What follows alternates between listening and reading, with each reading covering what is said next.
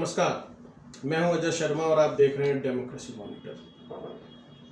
Corona एक बार फिर हमारे सामने है, चौथी लहर के रूप में। हमने बहुत सारी तस्वीरें देखी। हमने ऐसी तस्वीरें देखी जिसके अंदर एम्बुलेंस सायरन बजाती हुई जा रही है और जिसके अंदर डॉक्टर्स और नर्स पूरी तरह से पैक्ड है। हमने वो डर का माहौल देखा पहली लहर के अंदर, लॉकडाउन देखा, हमने सड़कों पर लोगों को जाते हुए देखा, हमने लोगों को घरों के अंदर बंद देखा। फिर सेकंड लहर आई, सेकंड लहर में भी हमने वही सब कुछ देखा।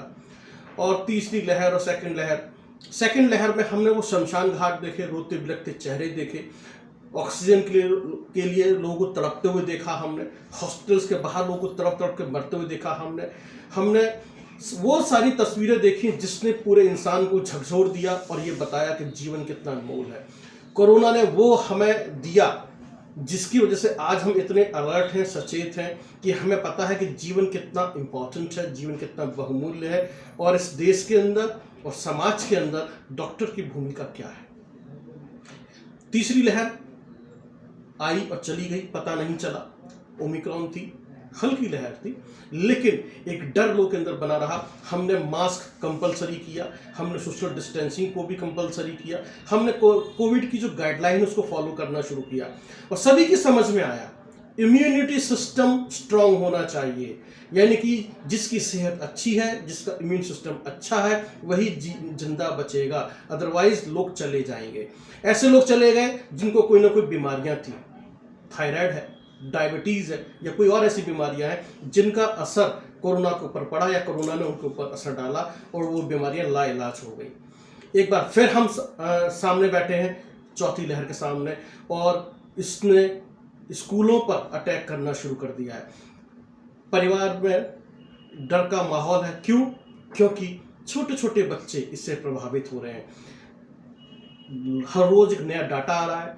आज इतने बच्चे कोरोना से संक्रमित मिले, आज नोएडा में इतने बच्चे मिले, गाजियाबाद में इतने मिले, या अलग अलग शहरों से ये डाटा आ रहा है और इसने पूरी तरह डरा दिया है कि चौथी लहर बच्चों के लिए घातक है।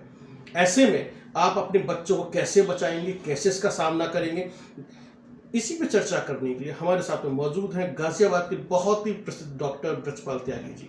ब्रजपाल त्यागी जी, चौथी लहर सामने है, बच्चों पे अटैक हो रहा है, आप किस तरीके से देख रहे हैं और क्या गाइडलाइन आपकी रहेगी पेरेंट्स के लिए कि वो कैसे अपने बच्चों को प्रोटेक्ट करें?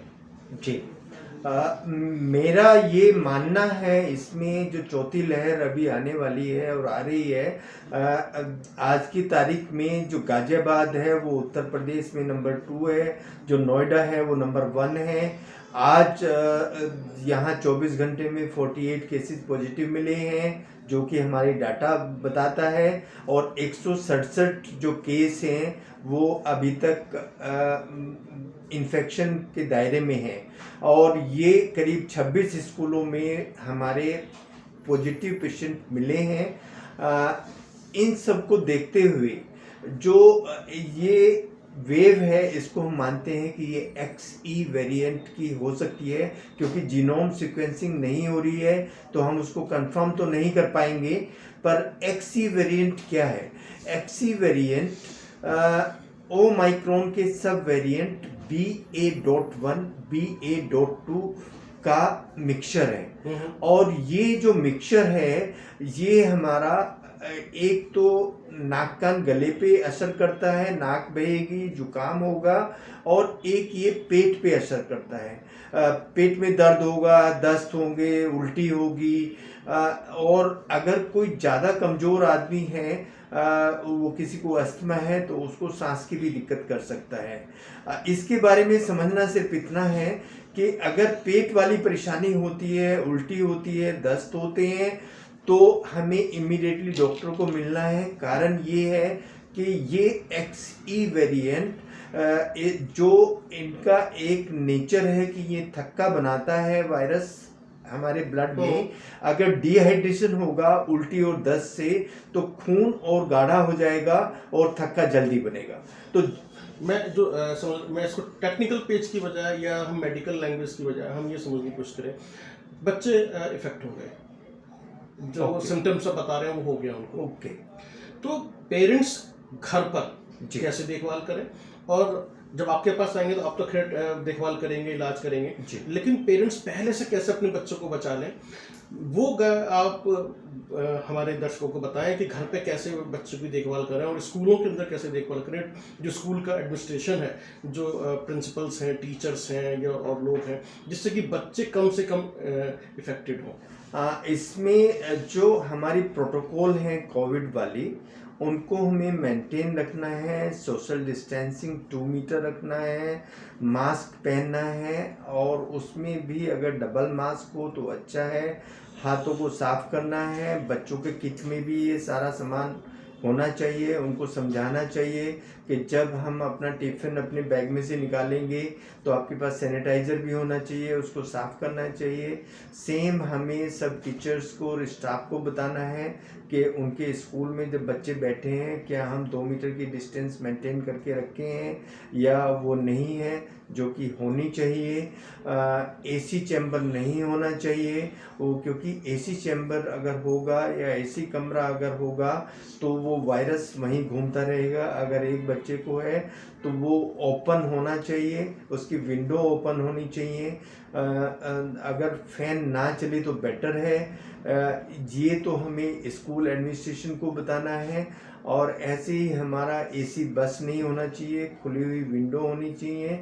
और हाइड्रेशन के लिए बच्चों को हमें जैसे नींबू पानी वगैरह हम बच्चे को दे सकते हैं। साथ में एडमिनिस्ट्रेशन को हम ये बता सकते हैं कि एडिक्वेटली बच्चों को हाइड्रेट रखें, उनको पानी पिलाएं। और अगर कोई बच्चा लाया है जो छोटा बच्चा है, अपने आप खाना अगर नहीं खा पाता है तो उसको टाइम से खाना भी खिलाएं, जिससे उसका इम्यून स्टेटस अच्छा रहे। जी, यानी कुल मिला के ये रहा कि हमें जो है पूरी कोरोना गाइडलाइन को फॉलो करना है, इम्यूनिटी को अच्छा रखना है, हेल्दी फूड हमें लेना है, जिससे कि हम जो है कोरोना से, इस बीमारी से लड़ सकते हैं। लेकिन सबसे बड़ी बात यह है कि ये बीमारी जो है इस बार जो चौथी लहर है बच्चों पर ही अटैक क्यों कर रही है, बड़ों पर भी इसका कुछ असर देखने के लिए मिलेगा या ना के बराबर होगा, या फिर दोनों को हर वर्ग, चाहे बुजुर्ग हों, बच्चे हों या किसी भी एज को, सभी पर अटैक करेगा ये? जी, इसका सिंपल रीज़न ये है कि जो हमारा वैक्सीनेशन प्रोटोकॉल है वो अभी स्टार्ट हुआ है 12 साल से लेके ऊपर तक। तो 12 साल से अबव जितने भी हैं बच्चे और बुजुर्ग, उनको क्योंकि वैक्सीनेशन हो चुका है तो थोड़ी मोड़ी एंटीबॉडी सब में बन जाती हैं। लेकिन 12 साल से नीचे जो एंटीबॉडीज नहीं बनी हैं उन बच्चों का हमें खासकर ध्यान रखना है।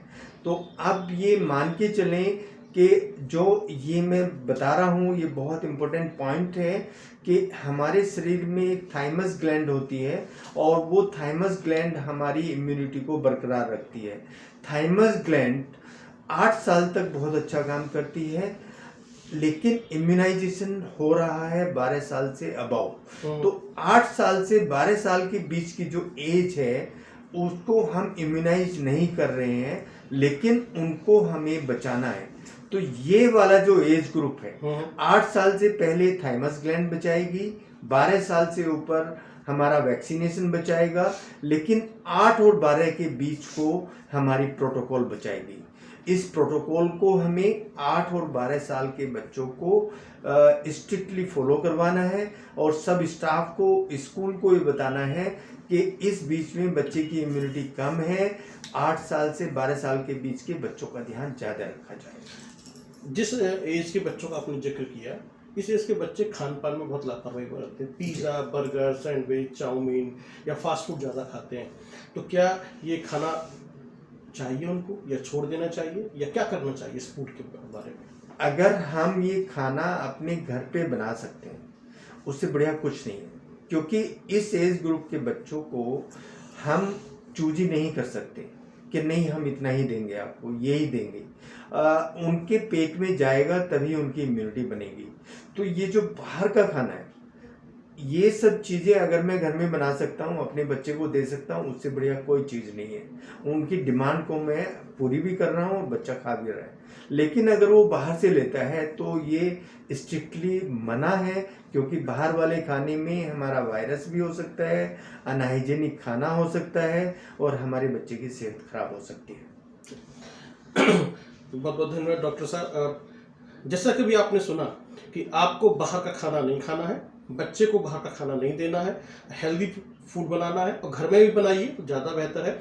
और जो कोविड की गाइडलाइन उसको पूरी तरह से फॉलो करना है और स्कूल के ऊपर भी मॉनिटर रखना है कि स्कूल उस गाइडलाइन को फॉलो कर रहा है या नहीं कर रहा है। कहीं ऐसा तो नहीं कि स्कूल का एडमिनिस्ट्रेशन लापरवाह हो चुका हो कि नहीं होगा, देखा जाएगा, चलेगा। यदि आप चलते वाले फार्मूले पर काम करेंगे तो आप जीवन के साथ खेल रहे हैं, जैसा कि हमारी समझ में आता है डॉक्टर साहब से बात करके।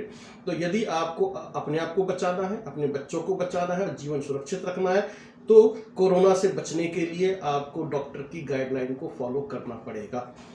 यदि आपके कोई सुझाव हो, यदि आप हमसे कुछ पूछना चाहते हैं, कहना चाहते हैं या डॉक्टर ब्रजपाल त्यागी से कुछ पूछना चाहते हैं, कहना चाहते हैं तो आप हमें जरूर लिख के भेजें। हम आपके सवाल डॉक्टर ब्रजपाल त्यागी तक पहुंचाएंगे और नेक्स्ट एपिसोड के अंदर वो फिर उन सवालों के जवाब आपको देंगे। धन्यवाद। Thank you.